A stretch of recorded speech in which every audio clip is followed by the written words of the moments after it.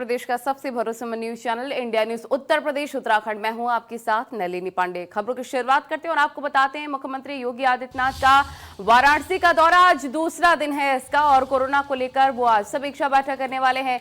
BHU के central office में meeting होगी और काशी विश्वनाथ कॉरिडोर का जायजा भी वो ले सकते हैं। तो वाराणसी से गोरखपुर के लिए रवाना होंगे सीएम योगी। तो बड़ी खबर आपको बता रहे हैं, आज वाराणसी दौरे का दूसरा अहम दिन बताया जा रहा है। कोरोना को लेकर आज समीक्षा करने वाले हैं मुख्यमंत्री। वाराणसी दौरे का दूसरा दिन मुख्यमंत्री योगी आदित्यनाथ का। इसके साथ आपको बताएं कि गोरखपुर के लिए वाराणसी से रवाना हो जाएंगे मुख्यमंत्री योगी आदित्यनाथ। डॉक्टर संतोष ओझा तमाम जानकारी के साथ हमारे रिपोर्टर फोन लाइन पर। संतोष ओझा, आज वाराणसी दौरे का अहम दूसरा दिन बताया जा रहा है। कोरोना की तो समीक्षा होगी ही, इसके साथ और क्या कुछ महत्वपूर्ण मीटिंग? देखिए, कल के दौरे के बाद आज जो महत्वपूर्ण चीजें हैं वो ये कि पार्टी कार्यकर्ताओं और पदाधिकारियों के साथ एक बैठक करेंगे और बैठक करके उन समीक्षाओं पे या ये कहा जाए कि उन छूटी हुई चीजों पे बात की जाए जिनमें लेट लतीफी या फिर अधिकारियों के कारण काम पूरे नहीं हो पा रहे हैं। दूसरी जो सबसे महत्वपूर्ण चीजें होंगी वो ये कि शहर के जो विकास है, जो कुछ क्षेत्रों में विकास में अड़चने आ रही हैं, खास करके हाईवे और दूसरे सड़कों पे, उनके विषय पे भी विशेष निर्देश मुख्यमंत्री द्वारा जारी किया जा सकता है। देखने की बात सिर्फ ये होगी कि आखिर इन चीजों के समीक्षा बैठक में किस तरह से अधिकारी इनका जवाब देते हैं और अधिकारियों को क्या निर्देश मिलता है। जी बिल्कुल, निश्चित तौर पर उन्होंने साथ में ये भी कहा है कि 4000 से लगभग 4500 कोविड टेस्ट प्रतिदिन होने चाहिए। इसको लेकर क्या व्यवस्थाएं शुरू हो चुकी हैं? देखिए, कल की यदि बैठक की बात करें तो निश्चित तौर पे दो बातें जो सामने आई वो ये कि बीएचयू प्रशासन को पिछले दिनों हुए 2 मौत पे मुख्यमंत्री ने क्लीन चिट दिया। उन्होंने माना कि ये हादसा है, ये एक नॉर्मल बातें हैं। लेकिन दूसरी ओर यदि सबसे बड़ी बात जो विवादित बात आई बीएचयू प्रशासन की ओर से कि मजिस्ट्रेटियल जांच पूरी न होने के पहले ही बीएचयू प्रशासन सामने आया और ये कहते हुए अपना पीठ थपथपाने का कोशिश किया कि हमें मुख्यमंत्री द्वारा ग्रीन चिट मिल गया, ग्रीन सिग्नल मिल गया। समझा जा सकता है कि बीएचयू को उन्होंने निर्देश इस बात का दिया था कि बीएचयू अपनी प्रतिष्ठा के अनुसार न केवल रोगियों की सहायता करे, सेवा करे, बल्कि जो रिपोर्ट्स आ रहे हैं, जो परेशानियां हो रही हैं, उसको भी सॉर्ट आउट करके अच्छी सेवा को दे सके। निश्चित तौर बिल्कुल, बहुत शुक्रिया आपका तमाम जानकारी साझा करने के लिए। सीएम योगी के वाराणसी दौरे का आज अहम दूसरा दिन बताया जा रहा है। चलिए आगे बढ़ते हैं, जहां पर केंद्र सरकार ने अनलॉक 4 की गाइडलाइंस जारी कर दी है और सरकार ने शर्तों के साथ 7 सितंबर से मेट्रो चलाने को मंजूरी दे दी है। वहीं 21 सितंबर से धार्मिक आयोजन में 100 लोगों की शामिल होने की भी इजाजत दे दी गई है। अनलॉक 4 की गाइडलाइंस जारी होने के बाद दिल्ली मेट्रो ने ऐलान किया है कि उसकी सेवाएं 7 सितंबर से चरणबद्ध तरीके से शुरू होंगी। गृह मंत्रालय की ओर से जारी गाइडलाइन के मुताबिक 21 सितंबर से सामाजिक, राजनीतिक, मनोरंजन, खेल आदि से जुड़े समारोह की अनुमति होगी, लेकिन एक छत के नीचे अधिकतम 100 लोग मौजूद रह सकेंगे। हालांकि ऐसे समारोह में अनिवार्य रूप से फेस मास्क, सोशल डिस्टेंसिंग और साथ ही थर्मल स्कैनिंग, सैनिटाइजर और कोविड-19 के नियमों का पालन करना होगा। सिनेमा हॉल, स्विमिंग पूल, कुछ विशेष मामलों को छोड़कर अंतर्राष्ट्रीय उड़ानें अभी भी बंद रहेंगी। वहीं कंटेनमेंट जोन से बाहर 9 से 12वीं कक्षा तक के छात्र अपने परिवार की सहमति के बाद शिक्षकों से मिलने स्कूल जा सकते हैं। सरकार ने स्कूल कॉलेज को 30 सितंबर तक बंद रखने का फैसला लिया। 21 सितंबर से ओपन एयर थिएटरों को खोलने की इजाजत दे दी गई है।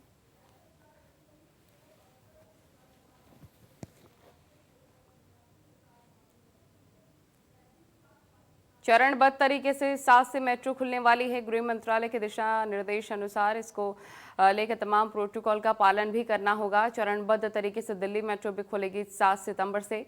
21 से बताया जा रहा है कि तमाम अनलॉकिंग की प्रक्रिया भी शुरू हो जाएगी। सामाजिक, राजनीतिक, मनोरंजन जो समारोह हैं, धीरे धीरे उसकी इजाजत भी मिलनी शुरू हो चुकी है 21 तारीख से।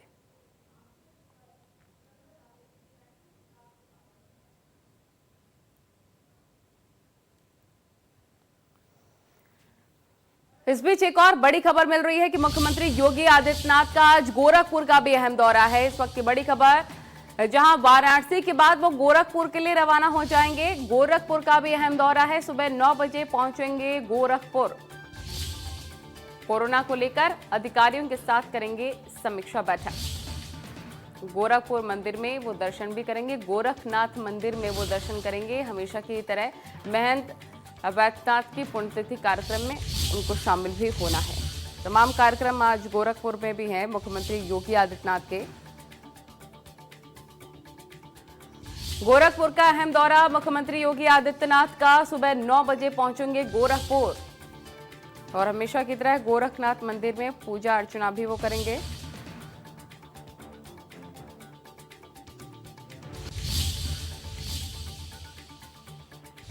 तो सीएम योगी आदित्यनाथ का गोरखपुर का अहम दौरा आज बताया जा रहा है। 2 दिवसीय दौरे पर वाराणसी में है वो, उसके बाद वो गोरखपुर के लिए वाराणसी से रवाना हो जाएंगे। कोरोना को लेकर आज समीक्षा गोरखपुर में करनी है मुख्यमंत्री योगी आदित्यनाथ को, जहां वो जरूरी दिशा निर्देश भी अधिकारियों को देंगे। इसके साथ क्या कुछ खास रहने वाला है जरूर आपको अपडेट देंगे, लेकिन फिलहाल आपको बता दें वाराणसी के बाद गोरखपुर के लिए वो रवाना हो जाएंगे। गोरखपुर में उनको समीक्षा बैठक करनी है, गोरखनाथ मंदिर में भी वो पूजा अर्चना करेंगे। सुशील हमारे रिपोर्टर तमाम जानकारी के साथ फोन लाइन पर। सुशील, वाराणसी के बाद गोरखपुर के लिए रवाना हो जाएंगे मुख्यमंत्री, बताया जा रहा है कि 9 बजे पहुंचेंगे। कोविड पर नजर तो है ही, कोरोना को लेकर तो नजर बनाए हुए हैं मुख्यमंत्री से साथ, और क्या कुछ खास रहने वाला है गोरखपुर में?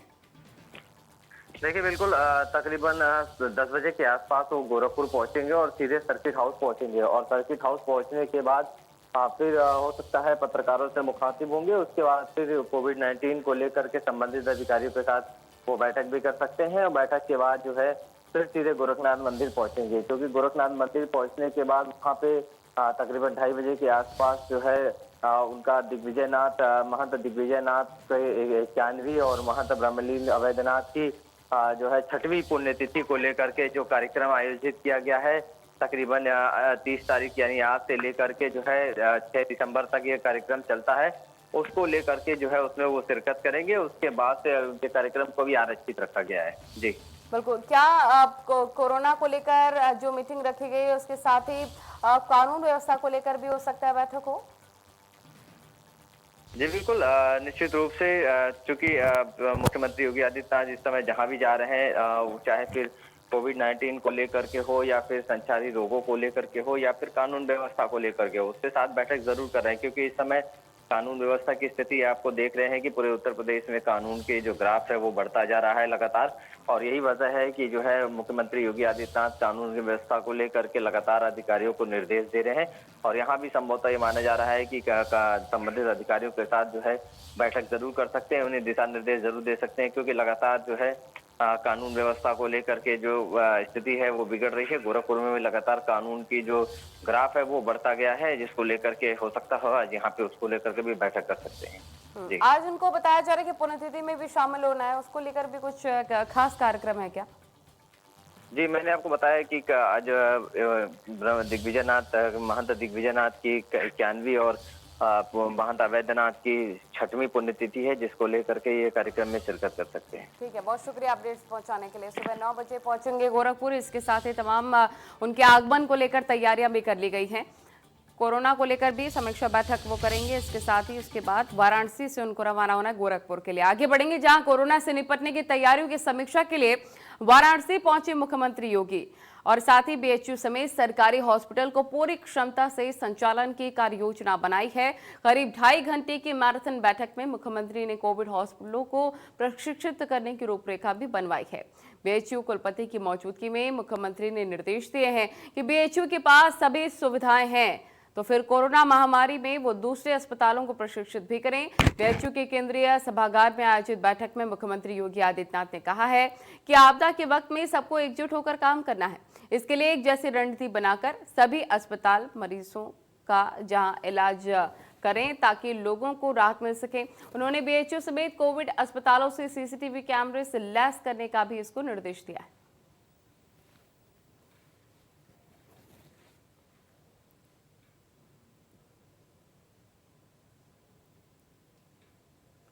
तो सीएम योगी वाराणसी में हैं। अब ऐसे में दर्जनों छात्र अपनी मांग को लेकर सीएम से मिलने के लिए पहुंचे। छात्रों का विरोध देखकर पुलिस के हाथ पांव भी फूल गए और आनन फानन में पुलिस ने छात्रों को रोककर मामले की जानकारी भी ली है और छात्रों की मांग को ज्ञापन के रूप में लेकर उनकी मांग को जल्द से जल्द निपटाने का वादा भी किया है।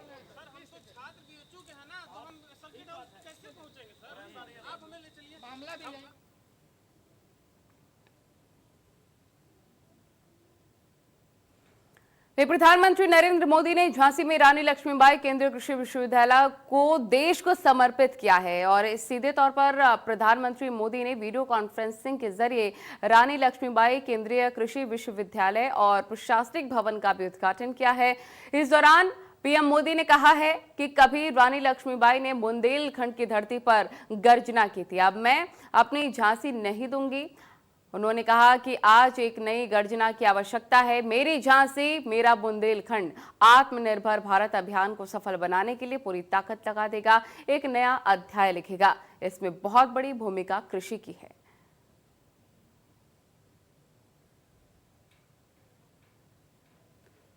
कभी रानी लक्ष्मीबाई ने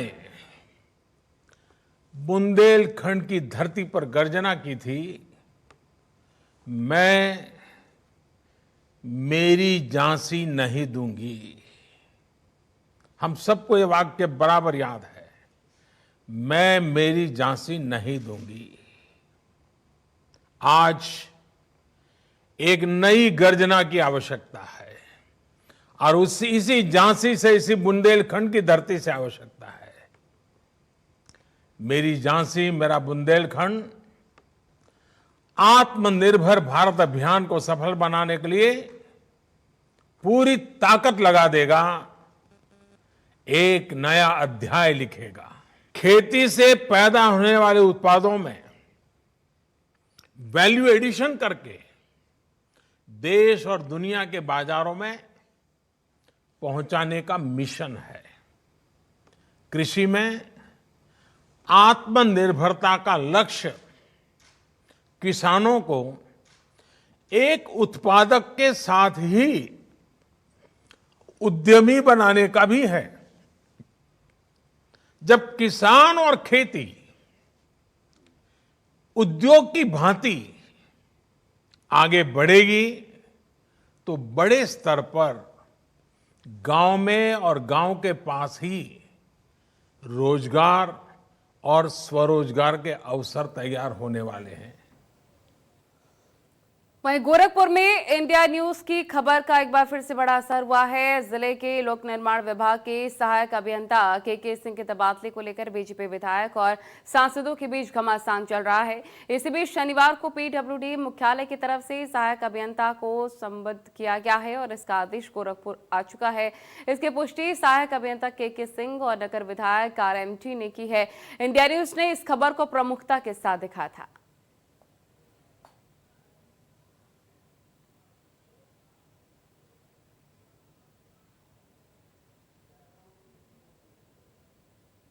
इंडिया न्यूज ने प्रमुखता के साथ ये खबर दिखाई थी, जिसके बाद एक बड़ी कार्रवाई हुई है। आपको बता दें कि पीडब्ल्यूडी के सहायक अभियंता का तबादला ट्रांसफर हो चुका है।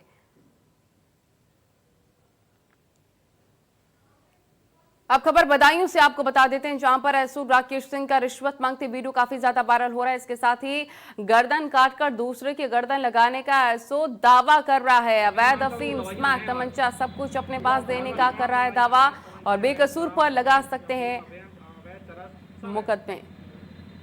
कोई नहीं मानता वो दवाइयां हैं हमारे पास तमाम दवाइयां, अवैध तमंचे, अवैध शराब, अवैध अफीम, अवैध चरस सब है। कोई नहीं मानता वो दवाइयां हैं हमारे पास तमाम दवाइयां, अवैध तमंचे, अवैध शराब, अवैध अफीम, अवैध चरस सब है। कोई नहीं मानता वो दवाइयां हैं हमारे पास तमाम दवाइयां, अवैध तमंचे, अवैध शराब, अवैध अफीम,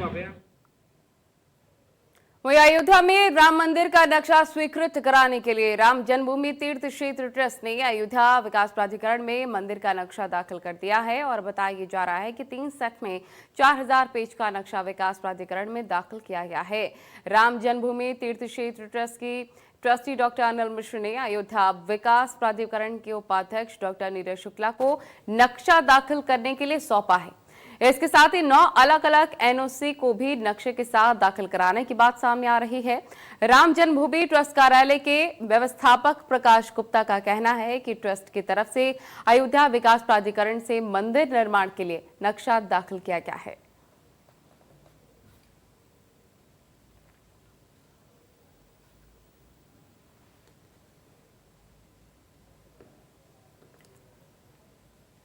इसी बीच बड़ी खबर से आपको रूबरू करवा देते हैं, जहां पर अनलॉक 4 की प्रक्रिया पूरी तरह से शुरू हो चुकी है। क्या कुछ खुला है आपको जरूर बताएंगे। अनलॉक 4 की गाइडलाइंस जारी। 30 सितंबर तक बंद रहेंगे स्कूल। धार्मिक उत्सव और समारोह में 100 लोगों को अनुमति।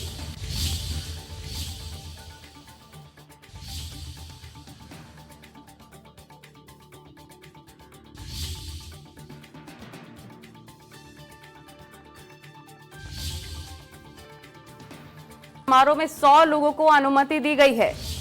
क्या कुछ खुला रहेगा आपको बता रहे हैं हम। तो इस वक्त की बड़ी खबर आपको बता रहे हैं।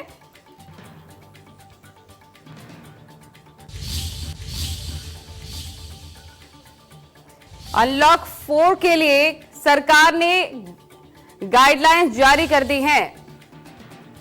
कोरोना महामारी के कहर के बीच केंद्र सरकार ने अनलॉक 4 की गाइडलाइंस जारी कर दी है। सरकार ने शर्तों के साथ 7 सितंबर से मेट्रो चलाने को मंजूरी दी। 21 सितंबर से धार्मिक आयोजन में 100 लोगों के शामिल होने की इजाजत दी। इसके अलावा भी कई गाइडलाइंस जारी की गई हैं। खुर्रम निजामी हमारे रिपोर्टर तमाम जानकारी के साथ फोन लाइन पर जुड़ गए हैं, लाइव जुड़ गए हैं। खुर्रम निजामी, सीधे तौर पर अनलॉक 4 की प्रक्रिया शुरू हो चुकी है। एक नए गाइडलाइंस के तहत अनलॉकिंग होगी। अब निश्चित तौर पर कोरोना महामारी भी बढ़ रहा है। आपको भी पता है कि केसेस काफी ज्यादा डेली बेसिस पर बढ़ रहे हैं। ऐसे में किस तरह से प्रशासन को और मुस्तैद करना पड़ेगा कोरोना महामारी को कंट्रोल करने के लिए, लोगों को लॉकडाउन का पालन करवाने के लिए, और निश्चित तौर पर अगर उत्तर प्रदेश की बात कर ली जाए, किस तरह की व्यवस्थाएं?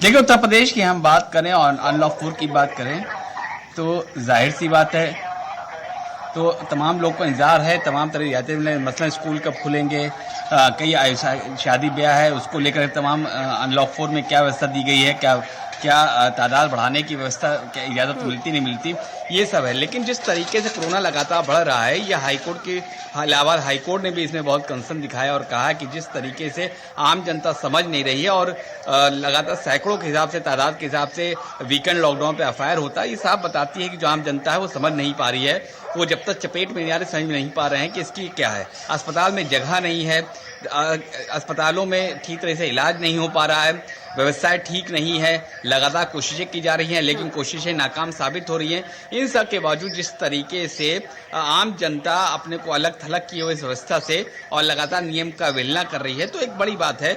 और जिस तरीके से जो अनलॉक 4 में जिस तरह की बात कही गई है, तो अब देखने वाली बात है कि पालन कैसे होगा। लेकिन जो बड़ी बात है वो ये है कि वीकेंड लॉकडाउन का जब पालन नहीं हो पा रहा है और तमाम बातें की जा रही है, मसलन कि आप ट्रैवल करेंगे तो किस तरह से ट्रैवल करेंगे, आप प्लेन जाएंगे तो कैसे जाएंगे, लेकिन आम जनता फिर भी समझ नहीं पा रही है और वो इसी तरीके से सड़क पर निकलती है जैसे मानो कि नॉर्मल डेज हैं। तो यही वजह है कि धीमे धीमे आहिस्ता आहिस्ता छूट दी जा रही है। लेकिन अगर हम कोरोना की हम बात करें तो सतीश महाना जो कि कैबिनेट मंत्री हैं, वो भी कल कोरोना ग्रसित पा गए। उससे पहले 2 और मंत्री कोरोना ग्रसित पाए गए। 2 मंत्रियों की मौत हो चुकी है। 2 दर्जन के करीब उत्तर प्रदेश के मंत्री हैं, वो कोरोना ग्रसित हो चुके हैं और लगातार सैकड़ों की तादाद में डेली रिपोर्ट सामने आ रहे हैं। तो सही बात है, कोरोना को लेकर कहा जाए कि स्थिति भयावह तो नहीं कही जा सकती है, लेकिन हाँ चिंताजनक जरूर है। और जिस तरह की तादाद बढ़ रहे हैं तो वो दूर नहीं, अगर आम जनता नहीं समझ पाई और प्रशासन ठीक तरीके से अनलॉक का जो नियम कानून उसका पालन नहीं कर पाया तो स्थितियां भयावह होंगी। वहां पर क्या सख्ती और ज्यादा बढ़ा दी जाएंगी? कंटेनमेंट जोन की अगर बात कर ली जाए, वहां पर किस तरह के प्रबंध प्रशासन की तरफ से, कैसी सख्ती? लेकिन कंटेनमेंट जोन की बात की जाए तो ऑलरेडी वहां पर सख्ती है। कंटेनमेंट जोन की बात करिए तो वहां पर आवाजाही पर तमाम तरीके की पाबंदियां हैं, बंदिशें हैं, उसका फॉलो किया जा रहा है। जो घर कंटेनमेंट जोन में पड़ रहे हैं उनको मालूम है कि हालात क्या है, क्योंकि वो सबसे करीब है खतरे के, तो उनको समझ में आता है। लेकिन मैं फिर कहूंगा कंटेनमेंट जोन के इतर आप बात करिए तो लोग समझ नहीं पा रहे हैं, तो और स्थितियां लगातार चिंताजनक से भयावह तरफ लगातार बढ़ती जा रही है। तो अब देखने वाली बात ये होगी कि किस तरीके से जो अनलॉक 4 का जो नियम आया है उसमें जो छूटें दी गई हैं उसको टेक फॉर ग्रांटेड लिया जाता है, या फिर आम जनता को समझ में आता है कि हालात वास्तव में चिंताजनक है और नहीं सुधरे तो भयावह हालात होंगे उत्तर प्रदेश के। हाँ बिल्कुल, निश्चित तौर पर। और खुद मुख्यमंत्री भी इस पूरे मामले पर नजर बनाए हुए हैं। वाराणसी दौरे पर, गोरखपुर दौरे पर होने के बाद भी लगातार वो समीक्षा बैठकें कर रहे हैं कोरोना महामारी के मद्देनजर। ऐसे में क्या लगता है कि नियम तो बना दिए जाते हैं लेकिन प्रशासन पालन नहीं करवा पाता है?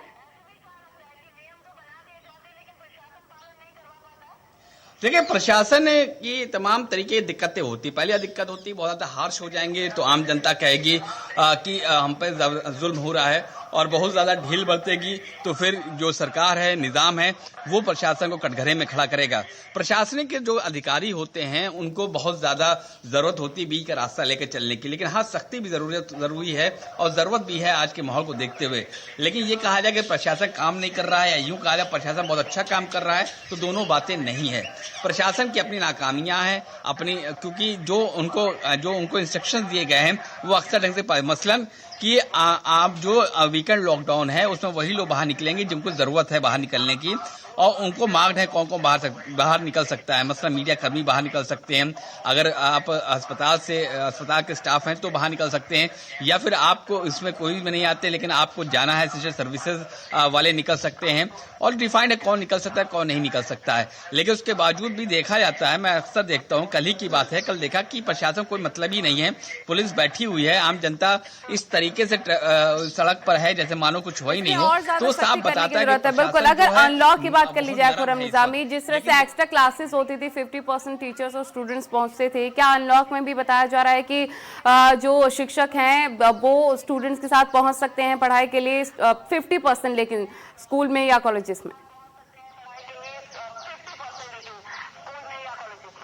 देखिए, जो 9, 10, 11, 12 खोलने की बात कही गई है अनलॉक 4 में, वो अभी टाइम लगेगा। इसलिए टाइम लगेगा क्योंकि स्कूलों को अभी मालूम चला है, उसको अभी पढ़ रहे हैं, डिटेलिंग ऑब्जर्व कर रहे हैं कि क्या क्या मिला है। लेकिन दूसरी बात यह है कि जब तक अभिभावक की आपको लिखित परमिशन नहीं मिल जाएगी, अब बच्चे स्कूल नहीं आएंगे। लेकिन दूसरी बात यह है कि जो बच्चे हैं और अभिभावक खासतौर से, वो बहुत ज्यादा भयक्रांत है कोरोना को लेकर के। वो ये नहीं चाहते कि बच्चा इन हालात में जाए और वो संक्रमित हो।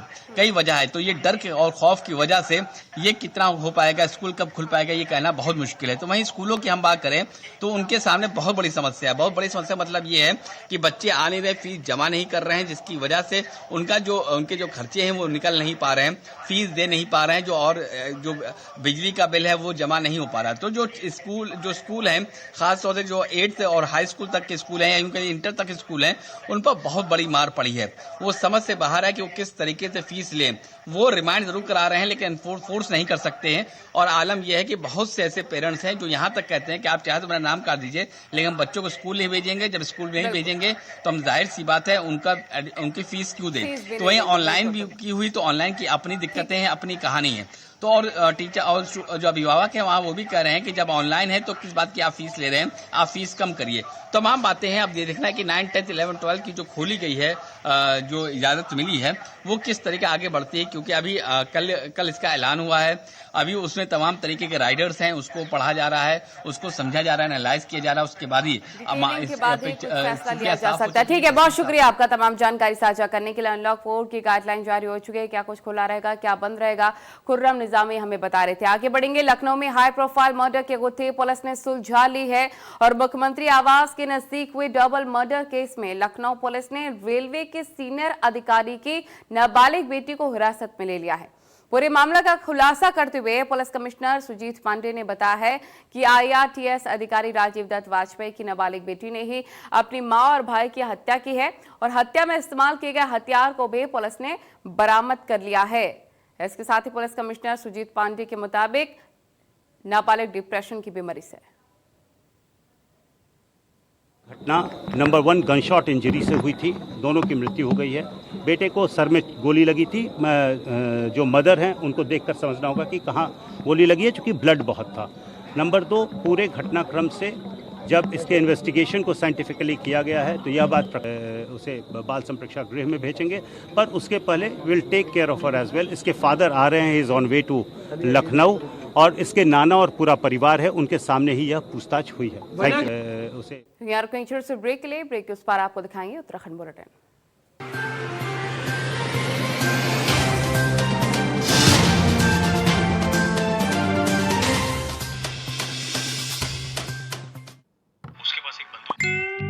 जब घर बैठे हैं तो बेकार के चैट ग्रुप्स तो बनेंगे ही। जब बेमतलब के चैट ग्रुप शो टाइम की बत्ती लगा दें, फैमिली के खतरनाक फूफा जी को ऐड करते हैं, शो टाइम पे बकवास हटाओ, स्प्राइट उठाओ।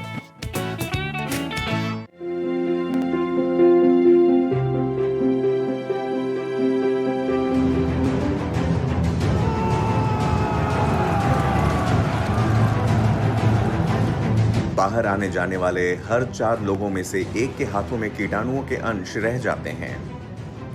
ट्रू शील्ड हैंड सैनिटाइजर न केवल कोरोना वायरस से बचाता है, बल्कि हाथों में छिपे जर्म्स का 99.9% जड़ से सफाया करता है। ट्रू शील्ड हैंड सैनिटाइजर को WHO की गाइडलाइंस के तहत तैयार किया गया है। पिकैडली एग्रो इंडस्ट्रीज लिमिटेड द्वारा निर्मित ट्रू शील्ड हैंड सैनिटाइजर की बिक्री और पूछताछ के लिए संपर्क करें 9996123411। अधिक जानकारी के लिए आप हमें ईमेल करें। हमारा ईमेल एड्रेस है trueshield@picadly.com, alcoplas@picadly.com। सच्ची सहेली, सच्ची सहेली, सच्ची सहेली। कितनी बार बता चुकी हूँ कि सिर्फ सच्ची सहेली ही है महिलाओं की नंबर 1 औषधि एवं टॉनिक। आज ही नजदीकी मेडिकल स्टोर से सच्ची सहेली आयुर्वेदिक सिरप अपने घर ले आएं।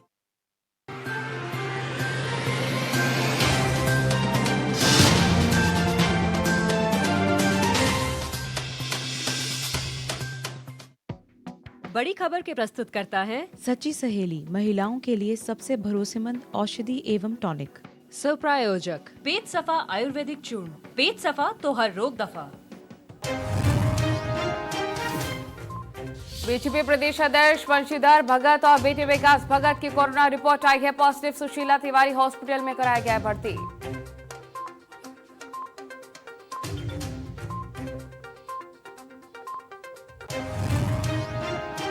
उत्तराखंड क्रांति दल लड़ेगी 2022 विधानसभा का चुनाव। सभी 70 सीटों पर लड़ेगी चुनाव। इससे पहले आपने चुनाव लड़ने का किया ऐलान।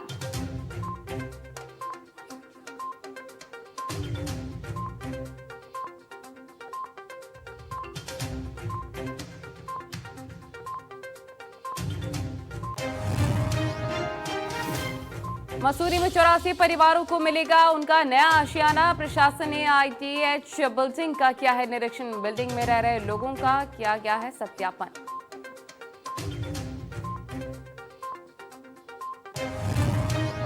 रुद्रप्रयाग में प्रवासियों को रोजगार देने में जुटी सरकार। प्रवासियों को स्वरोजगार से जोड़ा जा रहा है। रोजगार कैंप लगाकर काम करने के सिखाए जा रहे हैं गुण।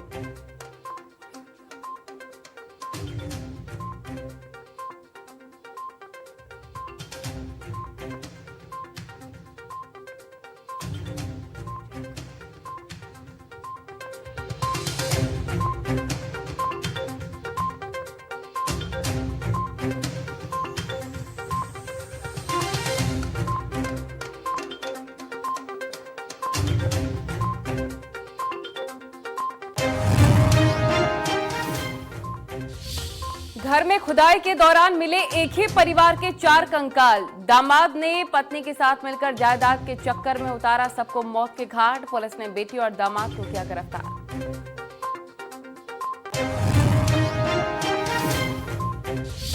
मसूरी देहरादून मार्ग पर भारी भूस्खलन के चलते रास्ता हुआ बंद। वाहनों की लगी लंबी कतारें।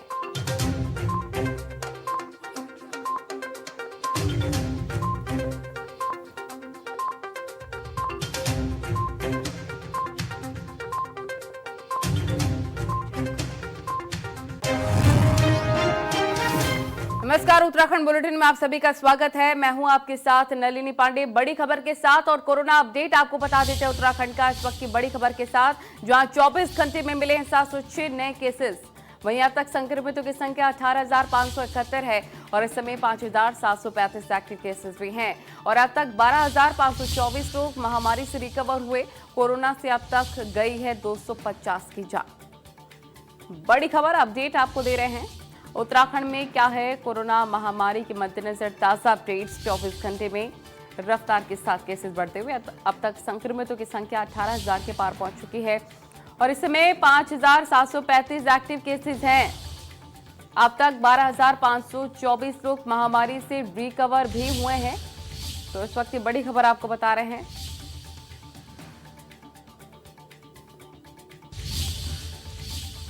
आगे बढ़ते हैं खबर देहरादून से, जहां पर अखाड़ा परिषद के अध्यक्ष की बिगड़ी तबीयत और महाकुंभ 2021 की महत्वपूर्ण बैठक के दौरान ये तबीयत खराब हुई है। महंत नरेंद्र गिरी महाराज की तबीयत खराब हुई है। सीएम त्रिवेंद्र की अध्यक्षता में ये मीटिंग चल रही थी। महंत गिरी महाराज को तत्काल ही हॉस्पिटल ले जाया गया है। खबर देहरादून से, ये तस्वीरें भी देखिए। अखाड़ा परिषद के अध्यक्ष की तबीयत खराब हो गई अचानक से। बैठक के दौरान उनकी तबीयत बिगड़ी, जिसके बाद उनको हॉस्पिटल लेकर जाया गया है।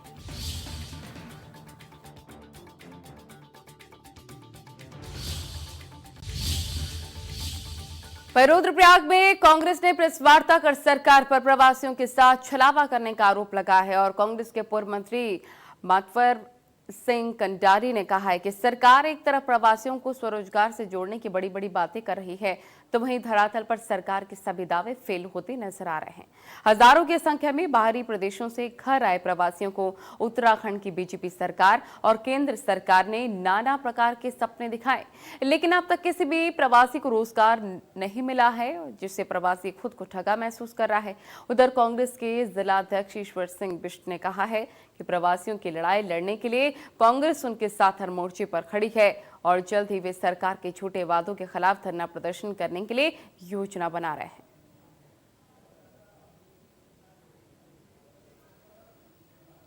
अब खबर देहरादून से, जहां पर मसूरी मार्ग चूना खाले के पास भारी भूस्खलन होने से रास्ते बंद हो चुके हैं, जिसके कारण मार्ग के दोनों ओर वाहनों की लंबी कतारें हैं। सूचना पर मसूरी पुलिस और लोक निर्माण विभाग की टीम ने मौके पर पहुंचकर जेसीबी के माध्यम से मार्ग पर आए मलबे और पत्थर को हटाने का काम किया है। करीब 1 घंटे के बाद मार्ग को छोटे वाहनों के लिए कुछ समय के लिए खोला गया। बता दें कि मसूरी देहरादून मार्ग पर कई जगहों से पहाड़ों की जेसीबी और बड़ी मशीनों के माध्यम से काटा गया था, जिसके बाद से इस मार्ग पर लगातार भूस्खलन हो रहा है, जिससे काफी ज्यादा मामले भी इसके बढ़ रहे हैं। ऐसी स्थिति में कई बार बड़े हादसे होने भी संभव है।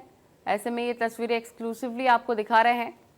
देहरादून मार्ग पर भारी भूस्खलन। रुड़की के लक्सर में एक विशालकाय अजगर मिलने से आसपास के क्षेत्रों में हड़कंप मच चुका है। आपको बता दें कि शुगर मिल के पास वन विभाग क्षेत्र अधिकारी लक्सर गौरव अग्रवाल को सूचना दी गई थी कि एक विशालकाय अजगर शुगर मिल के पास खंबे के सहारे लेकर एक पेड़ पर चढ़ा हुआ है।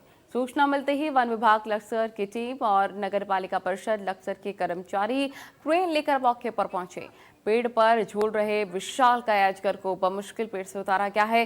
वही वन क्षेत्र अधिकारी लक्सर गौरव अग्रवाल का कहना है कि विशालकाय अजगर का सफल रेस्क्यू कर लिया गया है और अजगर को पथरे के जंगल में छोड़ भी दिया गया है। ये देखिए तस्वीर आपको दिखा रहे हैं कि विशालकाय अजगर एक पेड़ पर चढ़ा हुआ था, जिससे आसपास के इलाकों में हड़कंप की स्थिति भी मची हुई थी। किसी तरह से अब इसका रेस्क्यू कर लिया गया है, दूर जंगलों में इसे छोड़ दिया गया है। वहीं प्रदेश में ब्यूरोक्रेसी के बेलगाम और मनमाने ढंग से आपको बता दें कार्य को अंजाम देने के हजारों उदाहरण मिल रहे हैं, लेकिन ताजा मामला उधम सिंह नगर के जसपुर क्षेत्र के मात्र 2000 के लालच में स्वास्थ्य विभाग के डॉक्टर हितेश शर्मा ने 4 साल पहले यानी कि 2016 में मृतक का मेडिकल सर्टिफिकेट और फिटनेस सर्टिफिकेट 2019 में तैयार करवा दिया था। जब मामले की जानकारी डॉक्टर हितेश शर्मा से ली गई तो उनके द्वारा बताया गया कि सारे काम नियम अनुसार किए गए हैं।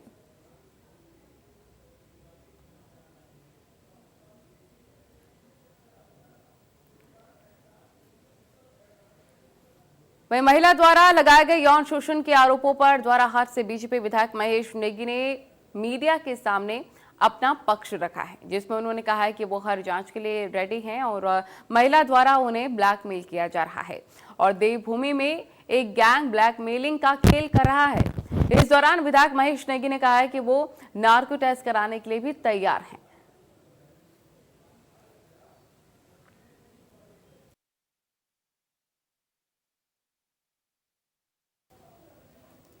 वह हल्द्वानी से खबर, जहां पर बीजेपी प्रदेश अध्यक्ष बंशीधर भगत कोरोना पॉजिटिव बताए जा रहे हैं। कोरोना जांच में भगत की रिपोर्ट आई है पॉजिटिव। बंशीधर भगत ने ट्वीट करके जानकारी दी है। बेटे विकास भगत की भी कोरोना रिपोर्ट आई है पॉजिटिव। विकास को सुशीला तिवारी हॉस्पिटल में भर्ती करवा दिया गया है और 3 दिन से विकास भगत को बुखार था। बीजेपी युवा मोर्चा के प्रदेश उपाध्यक्ष भी बताए जाते हैं विकास भगत, और विकास के संपर्क में रहे लोग खुद को आइसोलेट कर चुके हैं।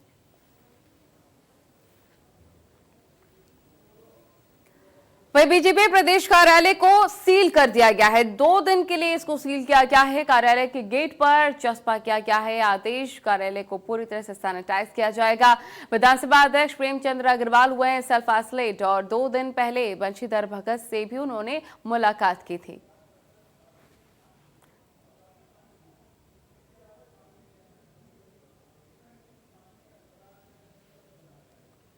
वही कोरोना काल में बाहरी प्रदेशों से वापस लौटे प्रवासियों को अब पहाड़ में रोजगार देने को लेकर सरकार ने कार्य योजना तैयार कर ली है। रुद्रप्रयाग में लगातार प्रवासियों को स्वरोजगार से जोड़ने की मुहिम चलाई जा रही है। अब ऐसे में उत्तराखंड सरकार लगातार प्रवासियों को स्वरोजगार से जोड़ने की मुहिम भी चला रही है।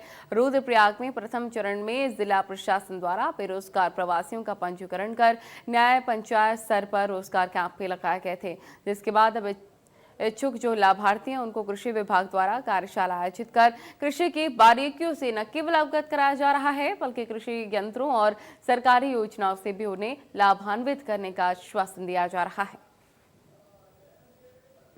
जितने भी हमारे प्रवासी हैं न्याय पंचायत स्तर पर सारे प्रवासियों को एक बार ट्रेनिंग दी गई। फिर ट्रेनिंग देने के बाद प्रशासन के द्वारा अलग अलग विभागों की सूचियाँ प्रदर्शित कर दी गई।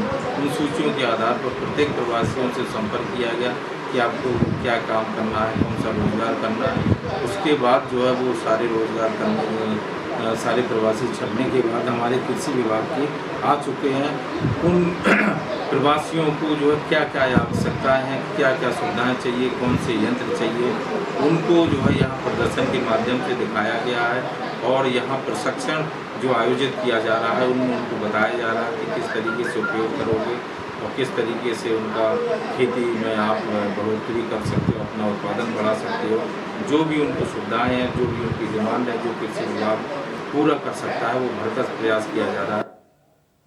वही उत्तराखंड में आम आदमी पार्टी की पूरी तैयारी से चुनाव लड़ने की बात को लेकर जहां एक तरफ बीजेपी कांग्रेस की कई नेताओं की नींद उड़ चुकी है, वहीं पर अब उत्तराखंड के स्थानीय पार्टी कही जाने वाले उत्तराखंड क्रांति दल भी मैदान में है। काफी समय से गायब रही उत्तराखंड क्रांति दल द्वारा एक बार फिर से कोटद्वार में प्रेस वार्ता की गई। यूकेडी बड़े दावे तो कर रही है, अब देखना ये है कि फिर से जीत की उम्मीद लेकर मैदान में उतरे उत्तराखंड क्रांति दल पर जनता कितना विश्वास करती है। वहीं केंद्रीय अध्यक्ष दिवाकर भट्ट ने मीडिया से कहा है 2022 में होने वाले विधानसभा चुनावों में पहाड़ी पार्टी सभी 70 विधानसभा सीटों पर चुनावों में उम्मीदवार जरूर उतारेगी। बहुत अखबारों में पढ़ाता ऐड आ रहे हैं कि त्रिवेंद्र सरकार ने बहुत कुछ कर दिया। अब क्या कुछ करा है ये तो मुझे नहीं पता, पर गांव आज और भी खत्म हो चुके हैं। जंगली जानवरों का इतना आतंक है कि गांव में कोई खेती करने को तैयार नहीं है। आप जाइए गांव में देखिए, खेती खत्म हो गई है। तो अगर कुछ नहीं करते तो जब खेती तो स्वतंत्र है, लोगों को बोलते भाई तुम जब खेती नहीं कर रहे हो तो हम इसमें हर्बल लगाते हैं, हर्बल प्लांट बना देंगे, उसमें उनको साझेदार बना देंगे। हमने पहले भी कहा कि फॉरेस्ट तुम्हारे उससे नहीं बचेगा। इनका नारा है पेड़ लगाओ कागजों में और आग लगाओ जंगलों में। वही उत्तराखंड प्रदेश में कांग्रेस आगामी विधानसभा चुनाव की तैयारी में जुट गई है, जिसको लेकर राउतलहेरी गांव में युवा कांग्रेस कार्यकर्ता सम्मेलन का आयोजन किया गया। इस सम्मेलन में पहुंचे प्रदेश युवा अध्यक्ष सुमित्र भुल्लर ने डबल इंजन की सरकार पर जमकर वो बरसे हैं। उन्होंने त्रिवेंद्र सरकार पर उत्तराखंड की जनता का शोषण किए जाने का भी आरोप लगाया है।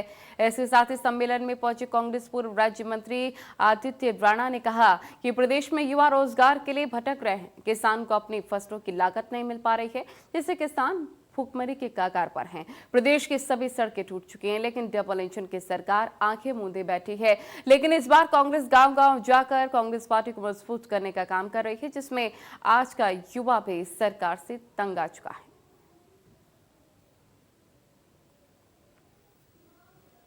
वहीं उत्तराखंड के पूर्व मुख्यमंत्री हरीश रावत मसूरी के भट्टा गांव पहुंचे थे। इस दौरान उन्होंने सड़क किनारे भुट्टा बेच रहे दुकानदार के पास पहुंचे और खुद भुट्टा भुनने लग गए। हरीश रावत ने बताया है कि हल्द्वानी के निकट जमरानी गांव में भुट्टे काफी मशहूर हैं। वहीं पर उसी तरीके से भट्टा गांव के भुट्टे की अपनी ही बात है और मसूरी के आसपास के जौनपुर क्षेत्र से भुट्टा काफी स्वादिष्ट है। उन्होंने कहा है कि जिसका भुट्टा खाने का मन करे वो भट्टा गांव जरूर पहुंचे। उनका मानना है कि पहाड़ी क्षेत्र के उत्पाद का वो बढ़ावा उनको मिलेगा और उस क्षेत्र में भी स्वरोजगार की संभावना संभावनाएं भी बढ़ेंगी और क्षेत्र का विकास भी होगा। तो भट्टा गांव का भुट्टा काफी ज्यादा फेमस है, जिसको भुट्टे को भूनते हुए खुद पूर्व सीएम नजर आ रहे थे। वहीं बीजेपी बैठक में पहुंचे विधायकों से इंडिया न्यूज ने विधायक बिशन सिंह चुफ्फा से बातचीत की, जिसमें उन्होंने क्या कुछ कहा आपको सुनवाते हैं। इस वक्त इंडिया न्यूज में मेरे साथ भारतीय जनता पार्टी के वरिष्ठ अनुभवी और पूर्व प्रदेश अध्यक्ष बिशन सिंह चुफ्फा इस वक्त मौजूद है। जानने की कोशिश करेंगे आखिरकार क्यों कभी 9 विधायक कभी 12 विधायक लगातार देहरादून में सक्रिय हैं, और माना जा रहा है कि विधायकों की नाराजगी ये है कि अधिकारी उनकी सुनने को तैयार नहीं। चुफ्फा साहब, आपका न्यूज में स्वागत है। लगातार विधायक अपनी बात कहते हुए नजर आ रहे हैं, आखिर क्यों लगता है कि जो अधिकारी वो मनमोजी हो गए हैं, सुनने को तैयार नहीं विधायकों की? देखो, माननीय विधायक जो हैं आपस में हम लोग मिलते रहते हैं, बैठते रहते हैं। ये नहीं कि हम किसी सरकार से नाराज है, सरकार से कोई नाराज़ी नहीं है। कुछ अधिकारी जो है उनके कार्य काम करने की शैली ठीक नहीं है, उसी को लेकर थोड़ा अधिक हम लोग थोड़ा सा नाराज़ी थी। वो माननीय मुख्यमंत्री जी से बात हुई, वो उस समस्या का समाधान करने के लिए उन्होंने कहा कि समस्या का समाधान हो जाएगा, इतना ही था। माननीय मुख्यमंत्री जी लगातार, आपने कहा माननीय मुख्यमंत्री से आपकी बात हुई, आपने कहा, लेकिन त्रिवेंद्र रावत लगातार कह रहे हैं, प्रदेश के मुख्यमंत्री लगातार अधिकारी को कह रहे हैं कि भैया जो विधायक कहता है उसकी बात को मानो, उस काम को, और फिर भी अधिकारी नहीं मानने को तैयार है, तो क्या मानेंगे आप? देखिए, कुछ अधिकारी तो बहुत बढ़िया काम कर रहे हैं, अच्छा काम कर रहे हैं, हमें सभी अधिकारी हैं। कुछ अधिकारी ऐसे हैं जो अधिकारी कहने के बावजूद भी हमारी बातों को आगे नहीं बढ़ा रहे, नहीं सुन रहे हैं और न टेलीफोन का कोई उत्तर देते हैं। ये कुछ अधिकारियों का ये है रवैया, तो रवैया अभी तक उनका बदलाव नहीं आया, उनका रवैया खराब है, जैसा कि आपने कहा कुछ अधिकारियों को। लेकिन एक बात निकल कर आती है, भारतीय जनता पार्टी के प्रदेश अध्यक्ष बंशीधर भगत जी ने भी साफ तौर से कहा है कि भैया खुद काम करना पड़ेगा, मोदी लहर के भरोसे नहीं रहना पड़ेगा, विधायकों को काम करना है, तभी जनता वोट देगी, मोदी के नाम के सारे वोट नहीं मिल सकता। ऐसे में जब विधायक के क्षेत्र में काम ही नहीं होंगे तो फिर वोट कैसे मिलेगा? देखो, मोदी जी का तो पूरा विश्व में भी जादू है, पूरे देश में भी, इधर भी है जादू। तो मुख्यमंत्री का भी, मुख्यमंत्री जो केंद्र सरकार की उपलब्धियों को लेकर हम जनता के बीच में जाएंगे, उससे निश्चित लेवल 2022 में भारतीय जनता पार्टी की सरकार बनेगी। क्या लगता है? आपने कहा भारतीय जनता पार्टी की सरकार बनेगी, निश्चित तौर से आपका ये दावा है।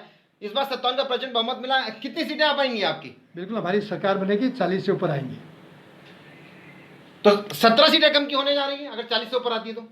अब इसमें अभी तो 1.5 साल है, 1.5 साल में उनको भी ठीक किया जाएगा।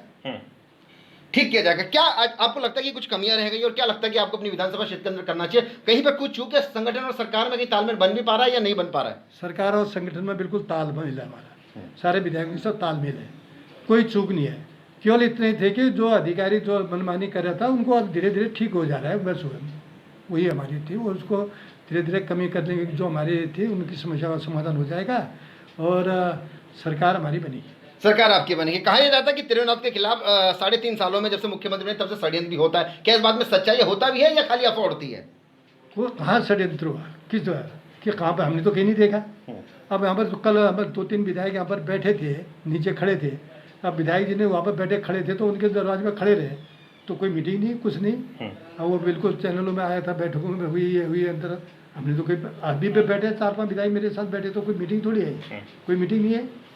कह सकते हैं चुफाल साहब की जो नाराजगी है वो इसी बात की है कि जो राज्य के अफसरशाही है, नौकरशाही हो, वो बेलगाम हो गई और आप कहना मानने को तैयार नहीं। बिल्कुल, अधिकारी जो थे, कुछ अधिकारी बेलगाम थे, वो अधिकारी धीरे धीरे अब ठीक हो रहे हैं और मुख्यमंत्री जी ने उनसे कह दिया अब काम आगे बढ़ रहा है। तो ये है बिशन सिंह चुफाल, भारतीय जनता पार्टी के वरिष्ठ नेता है। साफ तौर पर इनका कहना है कि मुख्यमंत्री त्रिवेंद्र रावत जी से इनकी बात हो चुकी है।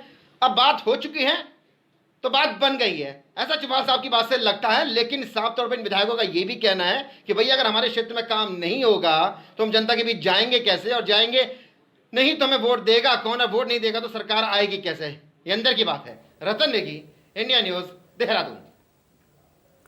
मसूरी पालिका प्रशासन मसूरी शिफनकोट के प्रभावित 84 परिवारों को विस्थापित करने का मन बना रही है। इसके लिए प्रशासन सभी प्रभावितों के लिए नए आशियाने की तलाश कर रही है। वहीं अधिशासी अधिकारी आशुतोष सत्ती ने टिहरी मसूरी बाईपास के पास IDH बिल्डिंग का निरीक्षण कर लोगों का सत्यापन किया है। साथ ही कमरों की नंबरिंग भी की गई है और कमरों में रह रहे लोगों का विवरण भी दर्ज किया गया है। अधिशासी अधिकारी आशुतोष सत्ती ने बताया है कि साल 2018 में शिफनकोट से आई आपदा के बाद वहां के जो प्रभावित लोग हैं उनको टेहरी बाईपास रोड पर निर्माणाधीन बिल्डिंग में स्थायी रूप से शिफ्ट किया गया था। आशुतोष सत्ती ने बताया है कि अगर सरकार शिफनकोट के 84 प्रभावित परिवारों का स्थापन करने की योजना बनाती है तो फिर उनके लिए खाली स्थानों को चिन्हित करने का काम भी किया जा रहा है।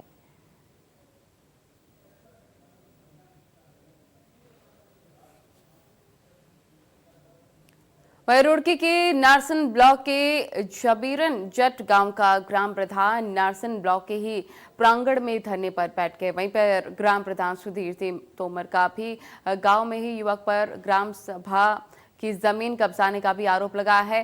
ग्राम प्रधान का कहना है कि मेरे ही गांव का एक युवक ग्राम सभा की जमीन को कब्जाने के लिए गांव में ही अपने परिवार के साथ धरने पर बैठा है, जबकि तहसील प्रशासन ने अपनी जांच में विवादित जमीन को ग्राम सभा की संपत्ति पाया है, लेकिन गांव का ये युवक विवादित जमीन पर धरने पर बैठा हुआ है।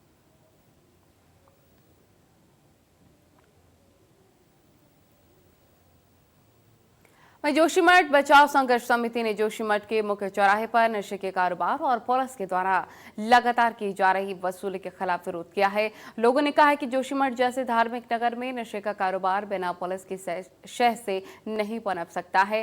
वहीं जोशीमठ में जहां एक और पुलिस हफ्ता वसूली में लगी हुई है तो वहीं शहर में नशे का कारोबार भी फल फूल रहा है। जोशीमठ बचाव संघर्ष समिति ने मांग करते हुए कहा है कि जितने भी पुलिस कर्मियों पर आरोप लग रहे हैं उन्हें तुरंत निलंबित किया जाए और एसआईटी जांच की जाए। अब खबर मसूरी से, जहां पर अतिक्रमण को लेकर प्रशासन काफी सख्त है। इसको लेकर बड़ी कार्रवाई जारी है। एसडीएम मनीष कुमार पहुंचे हैं शिफनकोट और अवैध रूप से रह रहे लोगों को हटाने का काम भी शुरू किया गया है। लोगों ने कार्रवाई का भी भरोसा दिया है और एसडीएम के साथ लोगों ने नोक-झोंक भी की।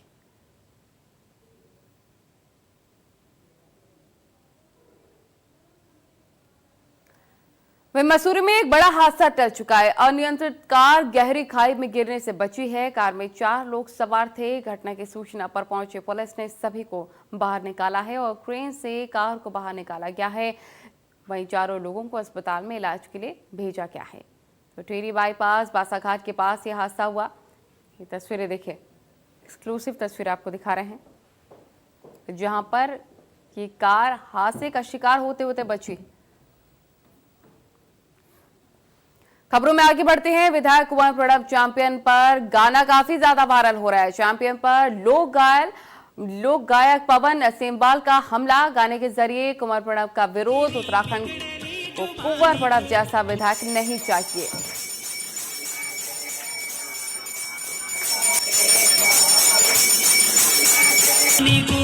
उत्तराखंड राज्य मेरो शहीद बलिदानियों को देवभूमि थे गाली दीनी बिगड़ली जुबानी को। आप सब देख रहे हैं कि चैंपियन साहब जो हैं, आजकल हमारी जो उत्तराखंड की सरकार है, इन्होंने, इस पार्टी ने इनको पहले निष्कासित कर दिया था। इन्होंने हमारे उत्तराखंड के लिए, हमारी देवभूमि के लिए इतनी भद्दी गालियां दी और उसके बाद फिर पार्टी इनको जो है फिर माफ कर देती है और फिर अपने पास बुला लेती है। अब आप इन लोगों की मानसिकता देखिए कि इन लोगों की मानसिकता हमारे उत्तराखंड, हमारी पावन देवभूमि के लिए क्या हो सकती है। जो आदमी हमारे देवभूमि के लिए, हमारी माँ बहनों के लिए गाली देता है,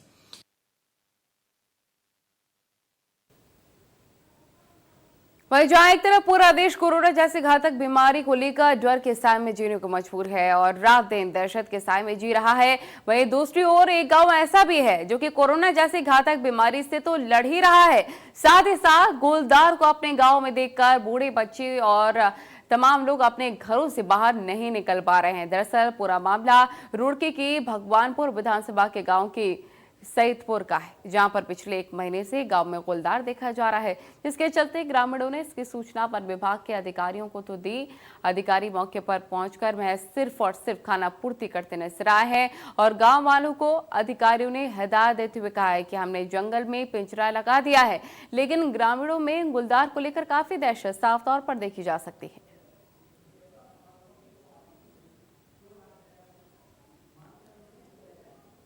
वहीं टिहरी के घनसाली के नैल चामी नदी में पानी पीने गई गाय अचानक से उफनती नदी में तेज धार में फंस गई। नदी की तेज धार में फंसी गाय की सूचना स्थानीय लोगों ने एसडीआरएफ को दी और गंसाली थाना पुलिस को दी है। सूचना मिलते ही एसडीआरएफ और गंसाली थाना पुलिस की टीम पहुंची और गाय को नदी से बाहर निकालने के लिए रेस्क्यू किया है। एसडीआरएफ के 2 जवान जान जोखिम में डालकर कमर के रस्सी के सहारे उफनती नदी की तेज धार में उतर गए। कई घंटे की रेस्क्यू के बाद गाय को सुरक्षित बाहर निकाल लिया गया।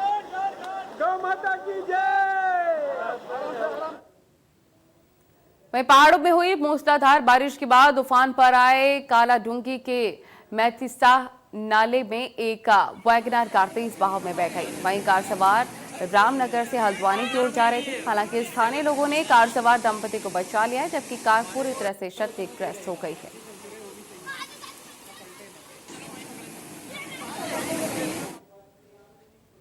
तो चलिए इसी के साथ फिलहाल इस बुलेटिन में मेरे साथ इतना ही। नमस्कार।